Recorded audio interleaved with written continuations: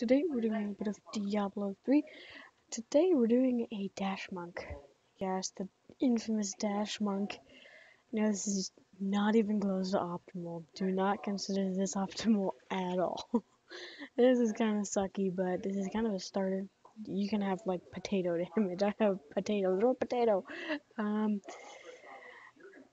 yeah, alright, so first we're gonna go over skills, of course. Fist of Thunder Quickening is your primary skill. Why? Just 20%, well not 20%, but 20 spirit per attack. And with how fast we're attacking, this is without seizing the initiative. That's already fast. Plus seize the initiative, and then you dash. Seize the initiative, of course, yeah, it's the one of the passives we'll go over later. Next one is Inner Sanctuary Forbidden Palace. Now this is gonna make a 30% increase to damage to anyone inside of it. So that's just all around really good. Then Epiphany Desert Shroud is needed, like for any type of build. Next skill, Faith in the Light, 29% increased damage, so you have around 60% damage already. So now you have Dashing Strike Radiance. Now most people like the Blinding Speed, but I like the 50% increased attack speed because it helps get our spirit up quicker. So that is definitely better for Greater Rifts. More attack speed, more spirit is pretty much what that translates into. So the next one is Breath of Heaven infused with light. Gain 14 additional spirit with spirit generating attacks when you use it, and with the amount of monsters you're killing, you definitely get cooldowns. That's what I've seen. It for some reason that's what the build does. So yeah, but that's just all around good, even without whatever I'm using. I don't even know, which is pretty bad. So those are the main attack skills, of course. The next is passives. The first is Sixth Sense. I prefer this. I would be using Relentless Assault, but I've just had better luck with Sixth Sense. That's why I like to use it. The next one is Harmony, because 40% of your single elemental resistances from items instead increases all res. So when you have 40% of all your resistances here, increases all of it by increases all res by the 40% that it took from your regular resistances. So the next one is Beacon of Utah, which is cooldown reduction, which you absolutely need in this build. Any Dash Monk, you're going to need a lot of cooldown reduction. Next is Seize the Initiative. So when you start attacking people, you're going to get a burst of attack speed. I could be using Alacrity instead of Harmony, but I like Harmony better. So that's the passives pretty much. They pretty much explain themselves. The next thing we're going to cover is gear. As you can see, I am potato damage, so I am definitely not optimized. I'm freaking Thunder Fury. Thunder Fury! I haven't gotten Focus or Restraint yet. I had a focus on my barb. I had Focus and Restraint, but, of course, I salvaged them because I didn't have a good monk at that point. But yeah, you're gonna need all 6 pieces of the dashing, the raiment set, which is really important for Focus and Restraint. If you don't have Focus and Restraint, you're gonna run Rorg. You probably want to get the pants first because they have a guaranteed to get at least 2 sockets, which is nice. Pig sticker. Why am I using the crap pig sticker? The secondary. 25% additional beast damage to beasts and humans. Humanoids. Humans. So, it's generally most monsters you're attacking is going to take 25% additional damage. So that's pretty much 85% damage. Around that, I'm not exactly sure. But you might Vigilante Belt. I got a pretty crap roll on it. I could have, well, I have a decent roll, but it's not Definitely not the best that I could have gotten. It's still good for what I have at the moment.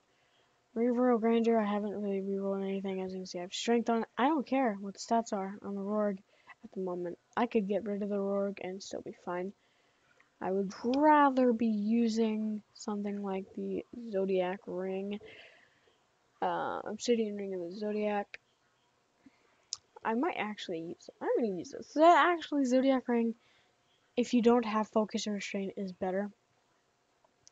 So, yeah. And that was some pretty ballin' rolls there. Like, attack speed, crit chance, cooldown reduction, resource cost. Holy crap, that I didn't even realize that was that good. So, sorry about that. And I don't have spirit guards. It's just really sucky.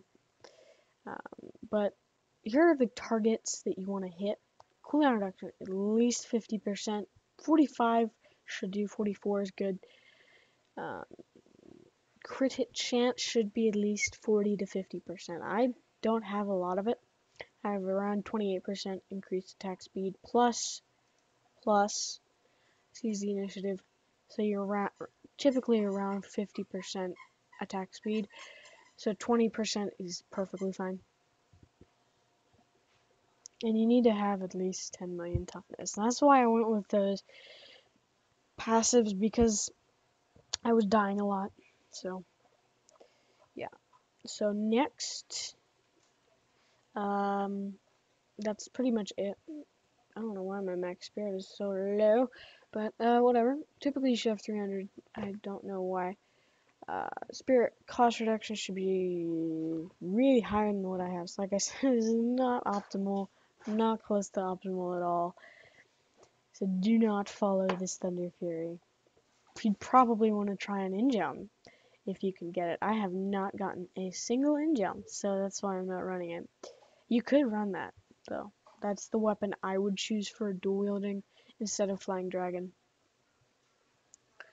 And so, yeah, that's pretty much the gear that I have. I've told you the gear that you should try and get. So, oh, Paragon. Paragon's very important. So, you have, I put everything in decks that I had, because I didn't have a lot of decks, so. Next thing you're going to want to put in is cooldown reduction, and then crit hit chance, and crit damage, and attack speed. You could go attack speed first, but I like the cooldown reduction for all the other skills that are mostly the reason why you do all the damage that you do. So, the next Paragon defense, you're going to want to put it into armor. Armor is going to help a lot. Auras, I could boost. I haven't tested it. I've just kept my armor. Next one you're going to want is resource cost reduction, area damage, life on hit, and then gold find if you have that many points. So yeah, that should be the Paragon. I don't have very high Paragon, as you can see, because I haven't been able to get in that good of a leech group. So for now, we're going to use some gameplay. So we're going to Weeping Hollow always has a lot of mobs, and it's definitely good for this build. Any place with a lot of mobs is always good.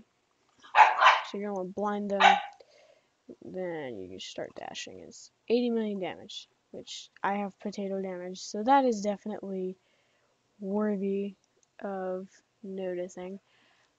Whatever. But yeah, it doesn't matter.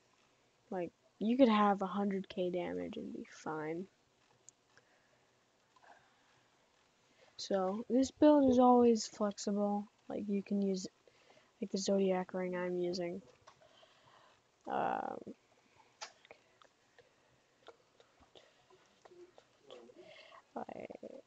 Yeah, I just kind of kill everything and say screw you.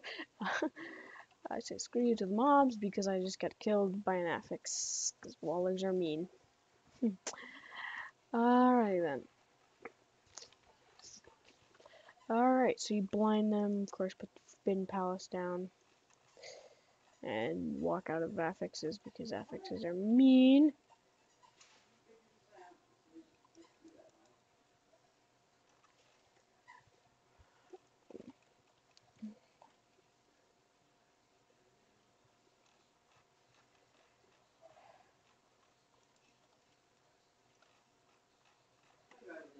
And of course, you have the seize the initiative, which is on a lot, but sometimes it's not because, well, some mobs you kind of have low. Of course, this is not optimal. I've said this many times, so definitely do not try and get all the gear that I have. It's kind of crap. But it still works for T6, so if you're farming trying to get this more optimal, this is definitely a good starter. So, yeah, that is pretty much all that you need, and my phone buzzed. Uh, yeah, that's everything that you should have, at least. So that's the build.